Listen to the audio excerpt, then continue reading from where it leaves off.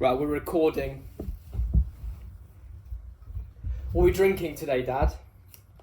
I want to say good evening to our listener. No. Well, I'd like to say good evening, listeners. Welcome. We're a day early. I know it's meant to, well, we did it Sunday last week. We're doing it Saturday this week. We didn't timetable it. Yeah, but No, we just do it off the cuff. When we feel like it, we do it. But anyway, good evening and good evening, everyone. Thanks for all the comments that we got. There were It's Lou and D. I think we decided Lou and D, right? It's Lou and D. Lou 2 and D. Lou and D will do. Lou and D will do. Let's do it. Lou and D will do. Will do. Lou and D will do. Yeah, okay. So, tonight we're going to be drinking some Jack Daniels. Wait, but that is not the topic of this podcast, right? It's not just them listening to us drinking. No, it's not. But what we're going to do... Sorry, just going to... Hope you're getting that. You getting that? Oh. JD. No, we're doing JD tonight because, as we said last week, the album we are reviewing this weekend is by a little old band from Texas. In fact, Austin, Texas. And they are... The Top! The Top. Otherwise known as... ZZ Top. Yeah. And we're reviewing their 1979 album. 78. 79. I looked at it on Wikipedia. But you said it was 79, and then you looked at Wikipedia and you said it was 78. Anyway, cheers. Cheers. I did, and it's 1979. Wow. Oh. Yeah, good old. It actually tastes like drinking honey. Just bugger. That means you're drinking too much of it. Right, okay. So, the 79 album called Degüello, which or if means... you're German, Degüello. Degüello. Because it's got an umlaut. It has got an umlaut over the U, yeah. And which apparently means... Beheading, decapitation, or no surrender, I think is probably... If you ever get to see the album cover, it's got like bullet holes through a flag and there's like a skull on the front cover. So I don't know. It's probably to do with. I mean, if you're into album art, yeah, that is one to look at. That's one to look at. It's okay. Classic. And this is personally because last week it was the debut podcast was chosen by Louis, the album Operation Doomsday. I do hope that some of you got to hear it. Someone commented on the podcast, they said it was a fantastic podcast. They said they couldn't get enough of it, but they said that it needed possibly a bit of music. That's why they turned off after 11 minutes. But no matter. This week we're hooked up. We're hooked up to the hi-fi system. We're going to try and do some music to go with the commentary. And yes, so we looked at UK law. I actually posted it on Facebook, but we looked at some UK law, and apparently, if we make some learned comments in this music, okay, yeah. If we make some learned, relevant comments about the music, then we might just get away with it. We're untouchable. So yeah, So I hope you get a chance to see the album cover and possibly listen to it. And this was my choice. And a little bit of background. So why did you choose this? Okay, thank you, Louis, for asking me that question. Why did I choose it? Because I often feel that this is a little bit of a forgotten ZZ Top album. They've had 15 albums over a really long career. What they're most remembered for is from the Eliminator album. I think we should say this is their 6th studio album. So this is right in the middle. This is right in the middle. Sorry everyone, that's wrong. Shouldn't have done that. Turn it off. That's about in the middle of their career, but they were kind of they were popular, but they were still kind of quite cultish. They weren't really sort of into the public consciousness. And this is like a precursor to the sound which went on to become the sound of Eliminator, and the album afterwards, Afterburner, which basically rocketed them into the chart and into the consciousness, not only because of the kind of really humorous the videos, but also they were there in everyday. I mean, let's be honest, they look humorous as well. I mean, if you look at Manic Mechanic from this song, I think it was a 1979 live recording. Yeah. I mean, they look a bit like C6 Steve. That's right. But like all of them look like him and just younger. Yeah. And very, very serious about their look. Yeah. And I think it came into the public consciousness round about the 80s when Eliminator came out, because then you saw these guys with the really comical long beards, and they were all dressed up in their Texan hats, and and they've been throughout their whole career like that. This album, I chose it, as I said, because it was kind of like just before they broke into popular culture, but it is such a fun album, and it just gives me lots of great memories. Me and Lou have just been playing one track, which we may play for you in a few moments, just before we kicked off to get ourselves into the groove, and it is. And we couldn't stop. Basically, I had to go against my visceral urges to carry on listening. Right. But it was great. I had to drag him away. I was like, no, stop. Turn it. And Dad was like, we must press pause. Yeah. Lest we don't, record this podcast. No, it was great. It's addictive. But I would be honest, I will be honest, that on first listening, I was like, oh, it's just another like Americana album. I've heard all this stuff before.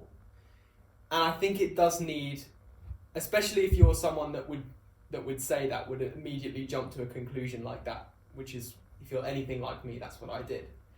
You do need to give it a second listen, because there is value in this. It's not just another Americana bluesy track. Like, there are some, as Dad said, it genuinely is fun and memorable as well. It's fun, and also lyrically, although I said last week, for those who listened and was paying attention, that I'm not much those of who made it to the end of the podcast. Here we go. You got a sneak preview there. Here you go. Let it go. Let's go. Stop it. No. I'm not gonna let it go. No, because we have to make relevant comment now. It's got to fit in with your. So your that notes was an interesting introduction because. Because it was set up anticipation for the beginning of the track. Boom. That's right. And that was it. Go. What were you going to say? Yeah, no, oh God, I was forgotten. Is it the Jack that's got me already? I forgot what I was going to say now. But lyrics, that's right, lyrics. I was saying that I'm not much of a lyricist. But I'm a sucker for your stockings. Oh my God! I mean, the lyrics are just basically, this is sexist. Every single track. Listen. For me, anyway, it's all about goyles and high heels and tight jeans and blah, blah, blah, but it's done in such a good humoured way, typical macho American way. But it's not nasty at all. I'd be interested to hear the listeners' views on this, but given its context as well, whether that is actually sexist, or if it's just being macho, it's being a bit masculine. It's certainly an admiration for the ladies, and they do. Yeah, they do reference it a lot. Compared to some of the lyrics in modern day hip hop, which are much more violent, and they're deflammatory, as maybe in a way, I suppose. This is not. This is kind of like almost as a celebration, but. It is a bit of a celebration of, but I don't want to make it out that these lyrics are kind of really, because they're not even romantic. They're just kind of basic. They're basic. It's shallow. Yeah. Whatever you think a male is thinking, this is what they say. Yeah. There's not much deep thought about it. No. They don't think about emotions. They just like body. Well, apart from "Fall for Your Stockings," which is very emotional, because he's just he's just a fool for her stockings. And he can't, without them, he's just bereft, isn't he? You got to feel bad for a man. Well, that's it. Who's just crazy about your stockings? Crazy about stockings, or a tight shirt or blouse or what, I don't know. Yeah. So, and I think this is referenced throughout this. But also, I chose it because I just remember a few years after I bought this album, I started driving, and I remember having a cassette tape in the car, and I had this. I'd made my own tape, and I was playing it through in the middle of the summer out in the Italian sort of foothills, driving through. Scorched earth. Yeah, scorched earth. Well, on the riverbank, you know, so, like yeah. And it just, you know, of course, I hadn't been to Texas or any places like that, but it just went so well. And especially, there are some tracks here that, for me, they just remind me of twilight in Italy as the sun goes down and you see the dry riverbanks and you're driving through these lonely roads when there's no one else about. And these songs could be. It's a similar. Okay, it's not desert. No. But it's a similar. You do get those landscapes in America, even in the south. You do get. I mean, it's when it's scorched in Italy, just by the riverside. Yeah. You know. Yeah. And, and all you can see is rocks. There's no water. Yeah. And all the grass is yellow. That's It's beautiful. Yeah. But it is that kind of vibe. And you know, I used to play this in the car, and it just reminded me. You know, I could just close my eyes and think I was, you know, going off to some in a Cadillac. Well, yeah, into it from a lowrider, just riding cheap sunglasses.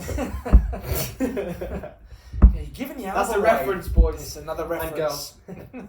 And just going to some kind of like little cabin shack somewhere where they're serving Lone Star beer, or they're serving some of this kind of Tex-Mex food, and you just, you know, you pull up and the ladies are there in their finery, you know, short skirts, you know, high heels, blah blah blah, stockings, you know, and then, you know, the boys are out, they've had a few beers, you know, and that's it's incredible what this album, for me, what it conjures up. Yeah, I mean, to me it does sound like you're entering into some kind of bar. I mean, listen to this kind of stuff here.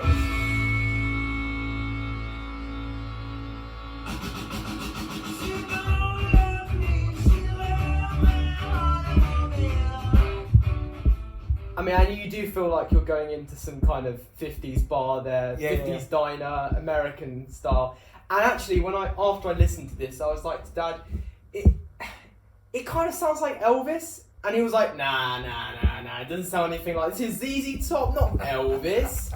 You know, Elvis's fans were all like, you know, girls screaming and stuff. And these guys, these had the proper, you know, fans like me, men.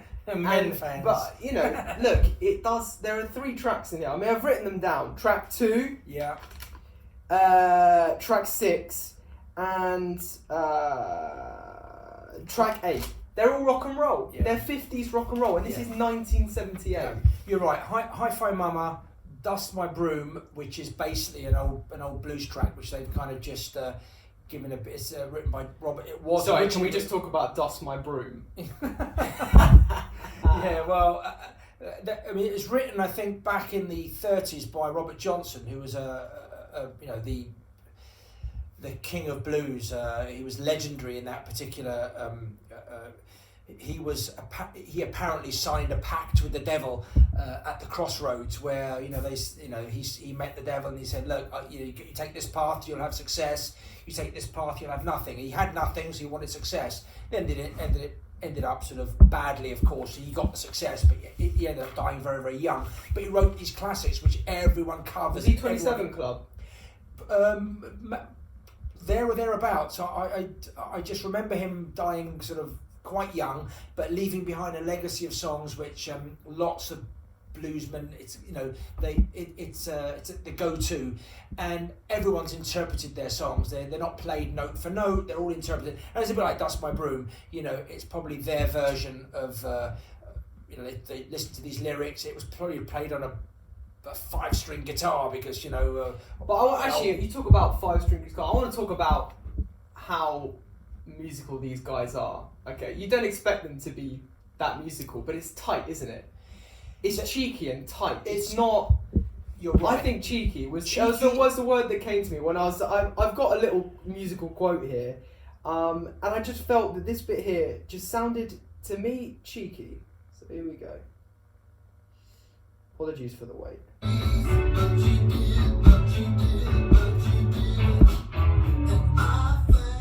So that bit when he goes bum bum ba I just think that's a cheeky rendition of a classic blues sequence, basically. And it's tight as well. There's some other drumming bits that he's not an amazing drummer. It doesn't sound like it. No, but it's tight. Yeah. Now, if we're going to look at we're going to talk about the three musicians that are in the band. 'Cause it is a three-piece ZZ Top, in case you didn't know, made up of Dusty Hill on bass and vocals, and sometimes trombone or trumpet or something. Then you've got Billy Gibbons on lead guitar, vocals, and sometimes trumpet or saxophone. And then you've got Frank Beard on drums and sometimes saxophone. Because on this album, all three of them do actually play the horn section, and the horn section, they call themselves the Lone Wolf Horns, and they appear subsequently on some other albums, but this was the first time I heard them play. You heard them in that first reference that I gave. Yes, that's got that. It's a Barry sax, basically. Yeah, that's it. Bravo.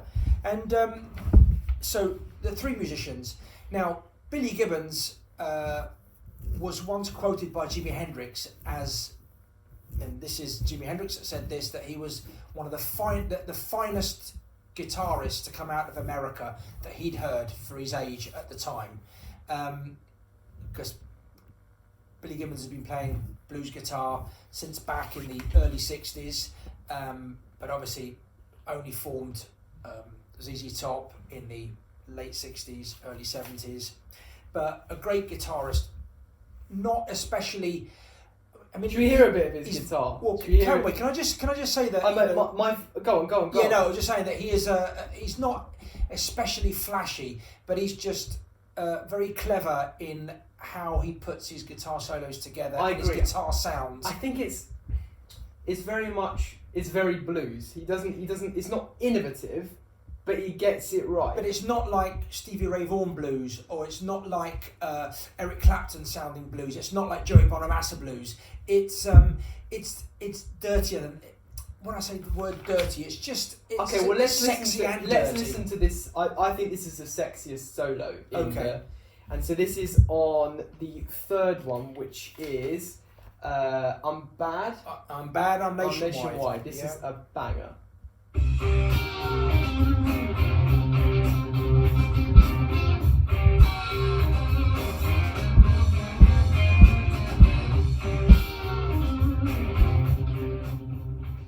Okay, so even in that you can see some tight drumming. That is, the background. The backbeat. Solo. He keeps the backbeat nice and simple. Just keeps it going. But that it's like that oscillation on that octave. Yeah. I mean, that's difficult. That's technically quite further difficult. on, that solo gets even better, because it's not super long, but it's just so him and Dusty Hill. He plays off of Dusty's bass part, and it's just. But it's also another thing I wanted to mention is his guitar sound over the whole of this album. Tonally, it's not bright. Like, you imagine Slash playing. I mean, you heard the Slash guitar stuff. Yeah. He plays really high up on the neck, and he has a real trebly sound. No, this is very tenor. This is very tenor, and it's very deep. And also, he plays.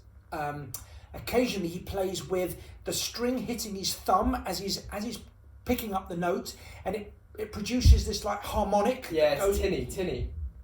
And it's just got this. So you've got this kind of really resonant tenor solo sound, but then you've got the harmonic that comes after it, which just brightens it a little bit. But it seems as if he's playing it all mid-neck, these solos, rather than right up the neck, so it's high.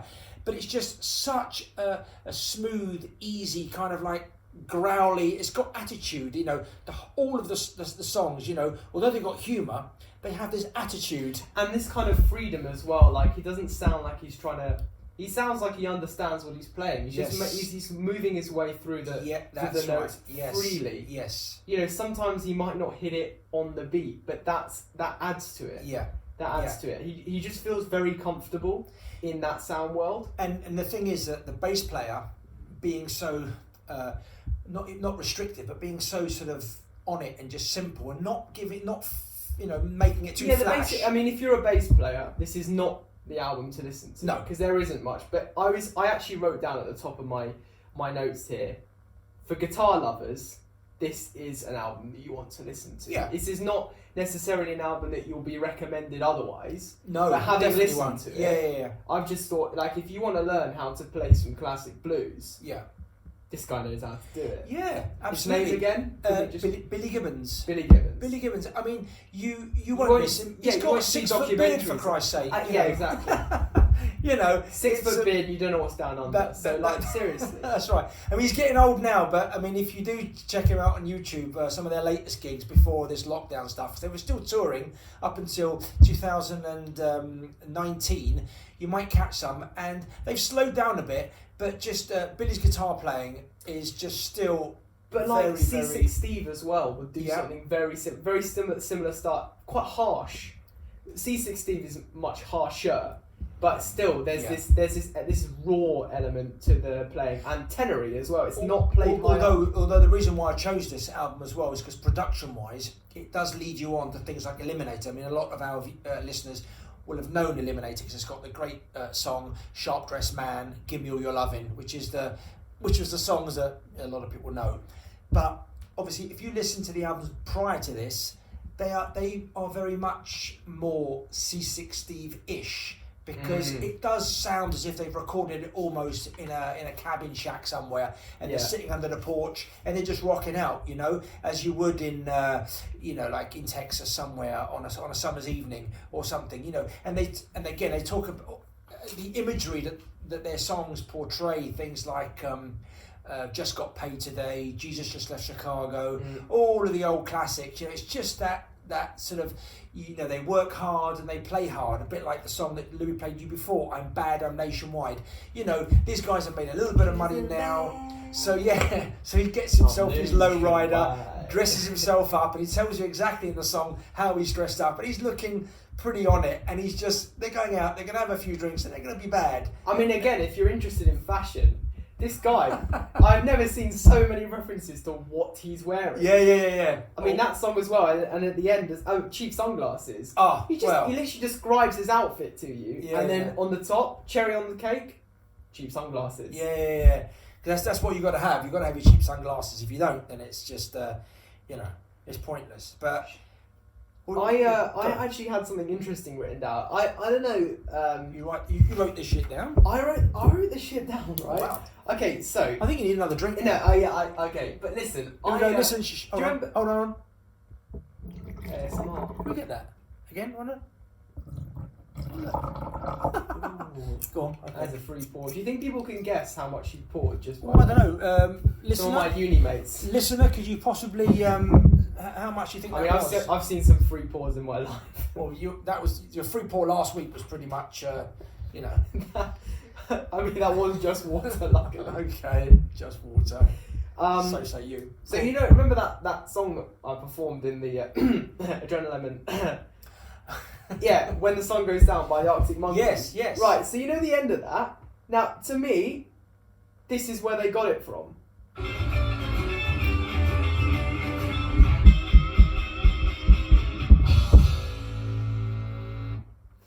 Okay. And it just, that just reminded me of that. And okay. that's one modern day reference that I've got for this. But I've got another modern day reference, which I just thought would be interesting for people of Oxford, because Folds are a band from Oxford. Okay.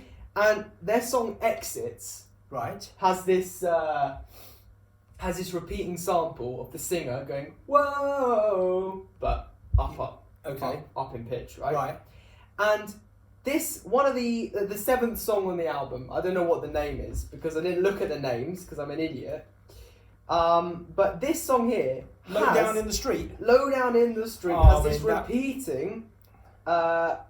repeating sample that sounds just like that False song.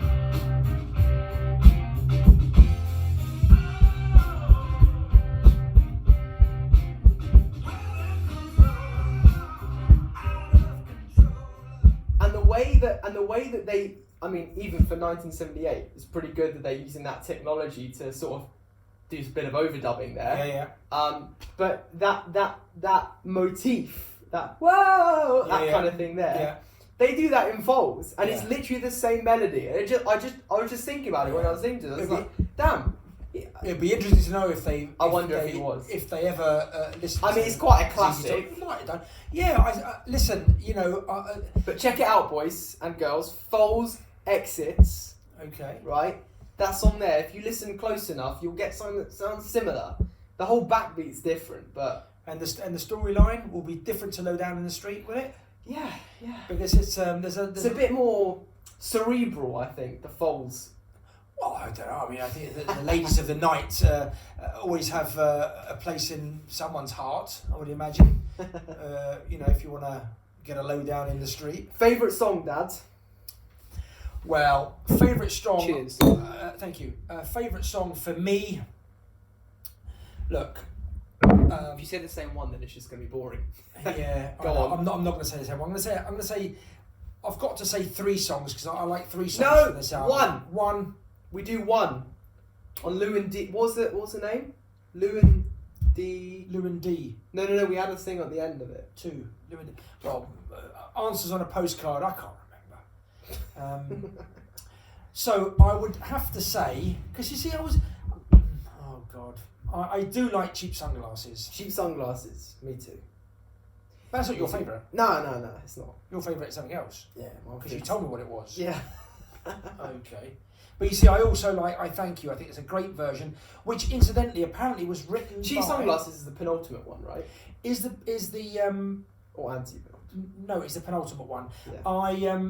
And funny enough, yesterday when I listened to the album, I missed out the very last song, S to Be the One, because I thought... S to Be the One. Yeah, for me it's probably the kind of the for me it's a bit of a throwaway. It's a bit of a throwaway. I mean, I wrote down that they were having a bit of fun because they were just riffing at the end. think, and I was like, it's a great end to an album. Yeah, they do a lot of that.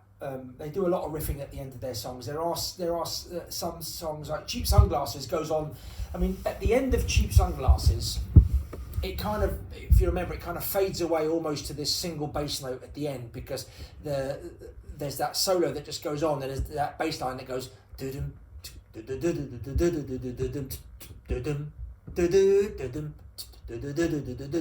then progressively the notes on the bass go to a single note and it just goes but listen to that bass part, it sounds as if the cabinet is just the wood on the cabinet is shaking because that last note you could just hear the actual bass bin kind of shake underneath the volume. I think that's just so great. It is a meaty bass line. It is just a meaty single bass line. You could imagine someone like Royal Blood doing something like that. This is just like your pure bass sound because you can hear him just kind of pull on the string and you just get you got that bass sound coming out the cabinet and the cabinet's got that shake going on. Royal Blood, he's got so many effects on his pedal. He does, but you can imagine a bass line like that. Maybe not the same sound. Actually, that could be an interesting topic to speak about. Whether sort of now a lot of bass lines are electronic, and I actually don't think that's ruined the value of them. No. I was listening to that Dua Lipa song that we listened to. Has yeah. a fantastic bass line on it. I thought that was done. I thought you were going to swear. I thought you were going to put the first sweary word on our podcast. We've had so many swear words you don't even remember. No, we haven't had that swear word though. No. Well, that's got to come at some stage. It will. Well, maybe we'll get a guest to do it. Yes. Oh my God, I just revealed that we might have guests. Oh, now that's a surprise, listeners. We were thinking about that today. We were thinking. No. We'll reveal that information later. Okay. Oh my. As I was saying, yes, I have to put Dua Lipa in this because I'm in love with her. Dua Lipa has, what was it? Is it Levitating? Yes, that is a fantastic bass line, good. Yeah, right? And but that's electronic, and that was done by the producer. He's not even a bassist. Yeah. So I don't think the fact that we've got electronic basses is ruining bass lines, but it is nice to hear a proper meathead bass line, acoustic. Yeah. Well, sorry, electric bass, but played on a guitar, recorded in real life. As it is, yeah. Like non-digital. Yeah, I mean digital bass lines. Sure. I mean it makes it. Because if you're not scared, because I was listening to something else today. It was Wolfpack. You know, that's another of my sort of bands, and the bass player Joe Hart.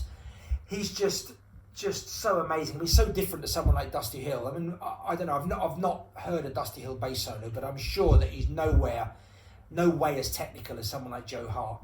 But I think some people just cannot play those bass lines, but they can if they had a keyboard or electronically. And I think the fact that you can come up with a bass line, even if it's electronic, well, maybe you just can't play it on bass. There's not everyone is that technically, gifted to play it. So I mean, you're right. I think keyboard bass lines are different. I mean, you get those funky bass lines that you get in like Bruno Mars and stuff. Yeah. And I don't think they'd be good on a bass, on an actual bass guitar. Yeah. I think they need to be synth piano, synth bass, but on like played on keys, right?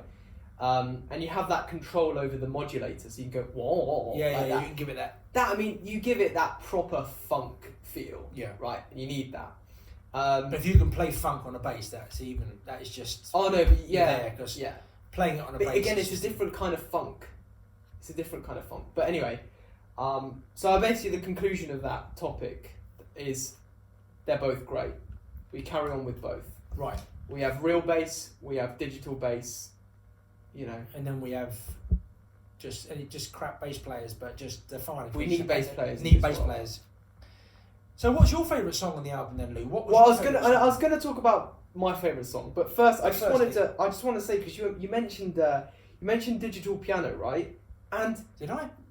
Well, you did. You mentioned pianos and bass. Bass Yeah. Oh, okay. Sorry, yeah. Well, I was just going to say that the ZZ actually have a digital piano. Do they? In this, and it is in cheap sunglasses. No. Yeah. So let's listen to it.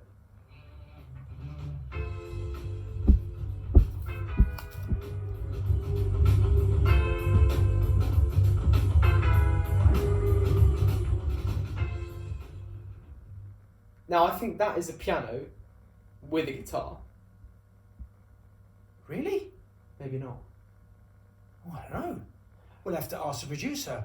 See, he's still alive, Bill Ham. I think there was something to do with the piano. But anyway, I wanted to pick that out because firstly, that sounds like a video game moment in there, like some kind of the boss in or 1979. Yeah. It sounds like the boss has come out and you've got to fight the boss. It's like the music gets a bit intense. All right. It's a bit of an interlude, and you're like shit. But yeah, I like that bit. Just to say, and also you can hear that effect that sounds like woo. Okay, yeah. I mean, again, there's not much use of effects in this album, but that is one of them. Yeah. The kind of the echo effect. You also got in the one that I said sounds a bit like the Fold song. Yeah, I think they were, and again that's why I mentioned that this album was almost like a bit of a precursor to Eliminator, which was like the album, not the album directly after this, the one of, because they used more like digital keyboards on that album as well, and effects. And my favourite song actually by them, which is Manic Mechanic, has got effects on it. Yeah. And I read up on an online source, and the online source told me that the effect used was just a pitch shifter, so nothing special. Yeah. But the guy was watching some television show, some game show. Yeah. And they saw that they had this weird pitch shifter effect. Right. And he told his producer, I want that on my voice. Oh, you're saying what Billy Gibbons said that? Oh, okay. All right, that's how he decided that he wanted that. Okay. Yeah, and I think we should give a little listen to Manic Mechanic, which is, I think, probably one of the best songs on this album. Only because why is that? Is it because it's so different, or is it because I love things that are different. I like things that buck the trend, right? Okay. And in this album, this does buck the trend. It's a kink in the album. Kink in the album, yeah. And you got jazz chords. The first chord is a jazz chord. It's not a rock chord, and it's not blues based or anything. This song's not blues based at all. Yeah. No, and I would say, I mean, okay, I don't know what key it is because I haven't got perfect pitch. But what I know is that it is the chord. If we were in C major as our key for all of you like harmonists out there, it would be an F major 7 with a G in the bottom. Right. And that produces this chord.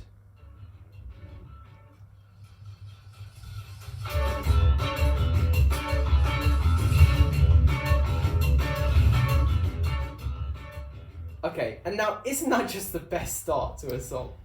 What, you mean the engine starting on that No, V8? no, Glorious V8. I just mean that, you know, funky rhythm with the Oh yeah, right, yeah, so yeah. you've got high treble and then bass, and you've But just got that jars completely with the rest of the album. I mean, that is absolutely. This song could be on not a Wolfpack album, but maybe a pre-Wolfpack that kind of genre. It could be on a sort of jazz album, like a jazz rock album. Like, it doesn't fit the trend at all. I sort of get transported away from Texas. Yes. Maybe to California. Or somewhere, you know, coastal, somewhere a bit more relaxed. No, not relaxed, but somewhere less southern. With this, I don't know, something less Americana. Yeah. This is more jazzy, and yeah, I love this song. This is great. Okay. And he does use this weird voice thing, which I'll try and play for you.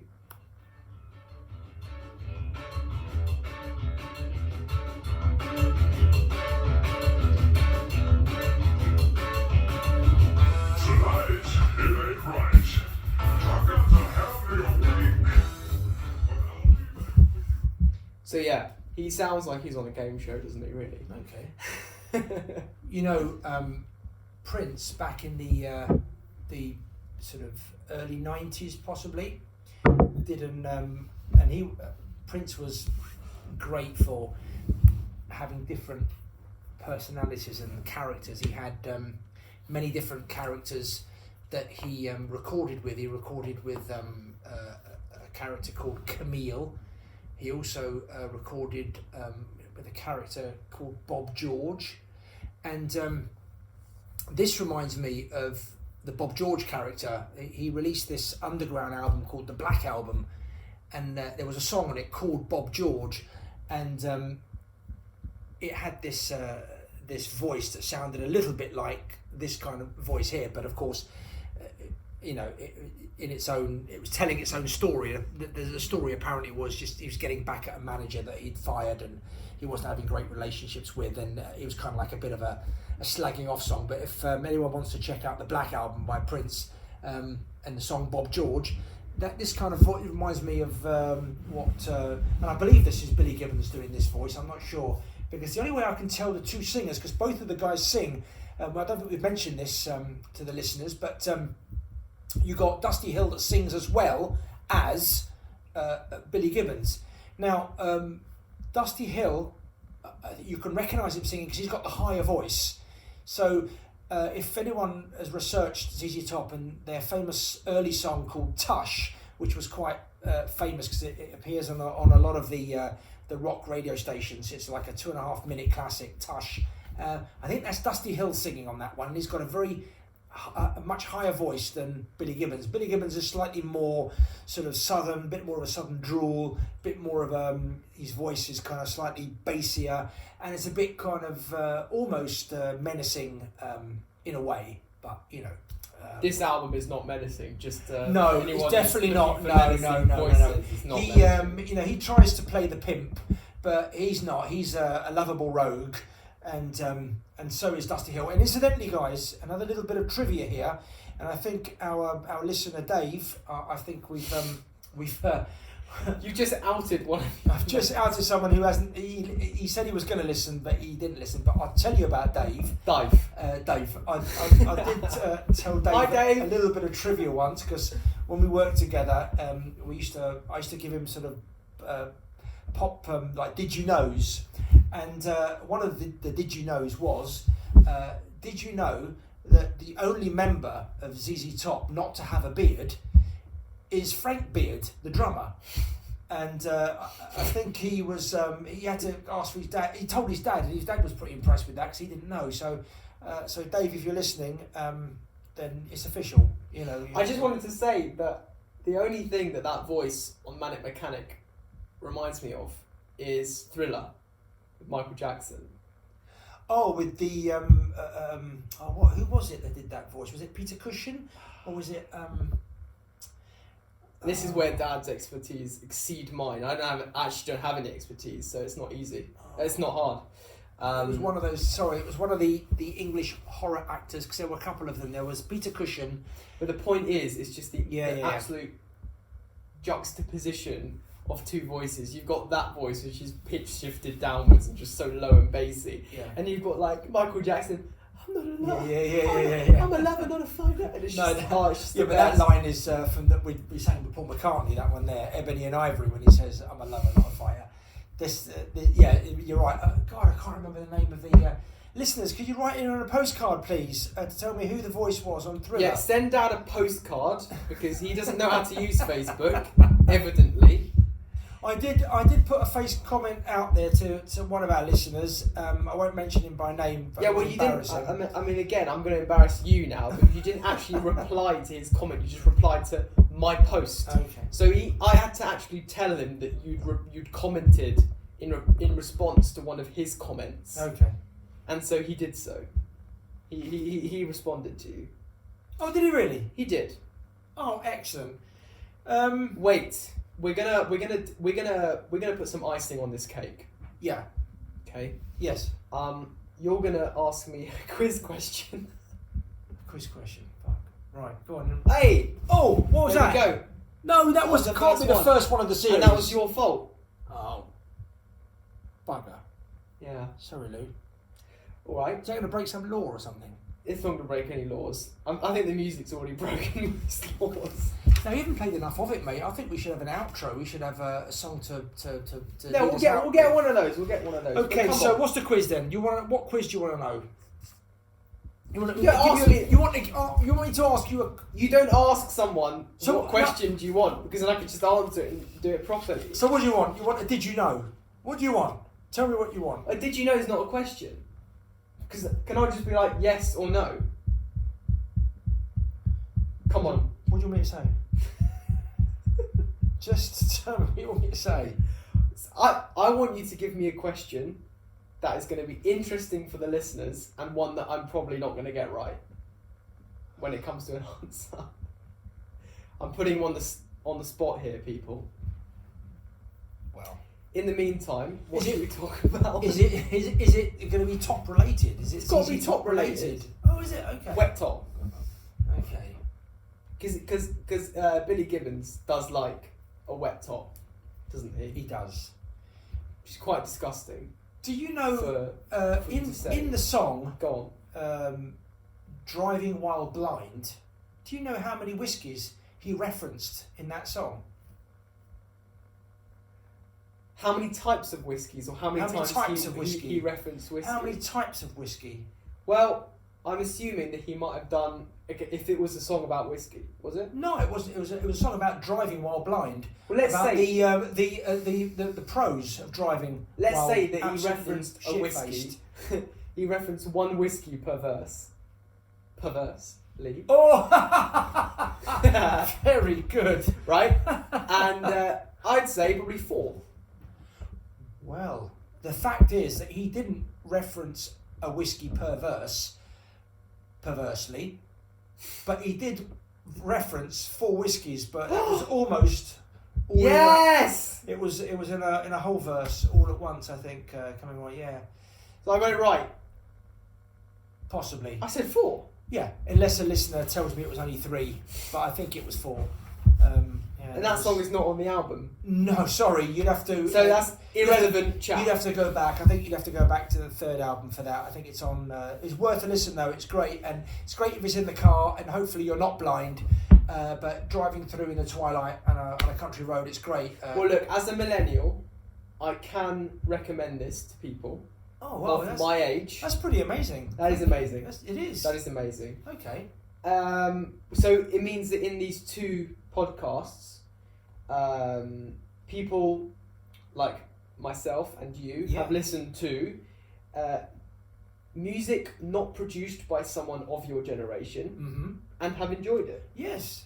I mean, and would recommend it. Operation Doomsday was really enjoyable. And I would say that the situation in which you listen to this is important. Firstly, you need to get to grips with the song, right? Because you want to be able to vibe to it. You can't just listen to, like, it does become background music if you don't know what you're listening to. You need to listen to it once, twice at least, I think, and then you start to get the tunes, right? Yeah. Once you've got those tunes, you know what? If you're drinking whiskey, listen to it. That's what I'm saying. If it's a chilled out evening, listen to it. Especially if it's with the boys. And I don't want to be exclusive in that, but I'm just saying it is very it is macho in that sense and masculine. Yeah, it's masculine in a kind of very sort of and I think masculine's fair because you can have masculine women, right? So but if it is that characteristic, you know, that evening, a kind of masculine evening. And you don't mind if you have a bit of a boogie, but you make an arse of yourself. When you you got to be drunk. Then, you got to be drunk if you're making. But it's quite danceable. There is some, it's quite, it's danceable. As in, it's not we a waltz waltz to anything. It's just true. We can. I haven't yet waltzed with my father, but yeah. That's not going to happen anytime soon. But we did boogie to the title track, and there are boogieable songs on this album here. So you heard it here first, boogieable. Yeah, boogieable. So I don't know what Lou is going to play you out with, but I hope he plays you out with a little bit, so you get more than like 5 seconds worth, just to play you out with something. Well, in the last minute of the show, we're going to be discussing what we're going to be playing in the next. In the next podcast. Now we were. That's right. And now I've not researched this very much because someone said to us they wanted us to. We had a request, didn't we, on what to review? But that hasn't. We didn't have a request. We were just told by someone, a family friend, that we should listen to some reggaeton. Reggaeton. That's right. Yeah. And that's what we're gonna do.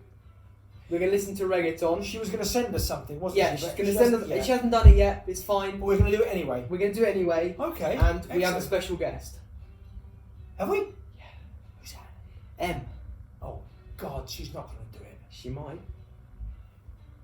Listeners, tune in next week because you might be able to see Em come onto the scene. Okay. Goodbye, everyone. Bye.